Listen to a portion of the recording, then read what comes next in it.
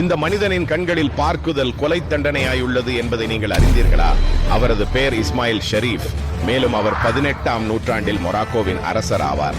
அவர் தன் மக்களுக்கே கடவுளாக ஆட்சி செய்தார். மேலும் அவர் வித்தியாசமானவர், மிகவும் வித்தியாசமானவர்.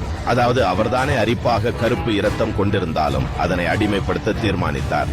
அவரது பேரரசில் உள்ள கருப்பினரும் விடுதலைக்காரரும் அடிமை அணைக்க முடிவு செய்தார்.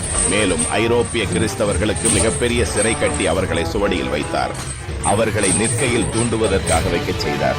இவர் இன்வெறியாளர் அல்ல, ஏனெனில் அனைவரையும் சமமாக வெறிந்தார். ஆனால் மக்கள் அவரை தகுதியற்றவர் என்று பார்க்கப்படுவதை அவர் மிகவும் வெறித்தார்.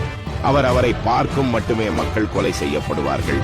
நீங்கள் நினைவு கொண்டதாக அல்லது தவறுதலாக அவரது பெண்களை பார்த்தால் கூட கொலை செய்யப்படுவீர்கள். அவரது ஹேரத்தில் 500 பெண்கள் இருந்தனர்.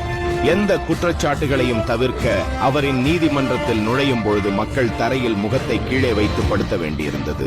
அந்த மனிதன் செங்கிஸ்கானை விட அதிகமான பிள்ளைகளை பெற்றவர்.